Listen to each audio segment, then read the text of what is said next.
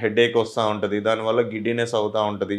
కళ్ళు తిరగడము, లేకుంటే మెడల నొప్పి రావడము, చేతులు కాళ్ళు తిమ్మిర్లు రావడము, లేకుంటే చెమటలు ఎక్కువ పట్టేయడము, ఇలాంటివన్నీ జరుగుతూ ఉంటాయి. ఎప్పుడైతే మీకు ఇలాంటివి జరిగినప్పుడు మీరు వెంటనే బీపీ చెక్ చేసుకుంటే మీకు కంపల్సరీగా బీపీ 140 కంటే ఎక్కువ ఉంటుంది. 160, 170 అట్లా ఉంది అంటే కంపల్సరీగా మీరు హైపర్‌టెన్సివ్ మెడికేషన్స్ వాడాల్సి ఉంటది. వెంటనే దగ్గరలో ఉన్న డాక్టర్‌ని కన్సల్ట్ అవ్వాల్సి ఉంటదనమాట. సో, ఇది ఇలా తెలుస్తది. ఇది కాకుండా ఇంకా మనం ఎలా తెలుసుకోవచ్చు అంటే కొన్ని రెగ్యులర్ బ్లడ్ టెస్ట్‌లు, రెగ్యులర్ యూరిన్ టెస్ట్‌లు లేకుంటే మనకు మెయిన్‌గా ఏందంటే ఒక ఈసీజీ ఉంటదనమాట.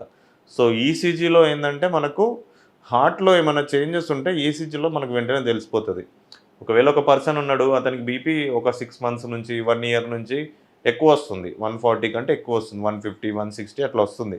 కానీ అతనికొచ్చిన హెడేక్ అతను ఎక్కువ లైట్ తీసుకున్నాడు, సరిపోయిందనుకున్నాడు. కానీ ఏదో ఒక టైంలో ఎక్కువ హెడేకొచ్చి హాస్పిటల్‌కొచ్చినప్పుడు ఒక ఈసీజీ చూస్తే మనకు తెలిసిపోతది. ఈసీజీలో ఏమన్నా చేంజెస్ ఉన్నాయా? హార్ట్‌లో ఏమన్నా చేంజెస్ వస్తున్నాయా? అంటే మనకెప్పుడైతే బీపీ పెరుగుతదో అప్పుడు హార్ట్‌లో గూడా చేంజెస్ అనేది స్టార్ట్ అవుతాయన్నమాట.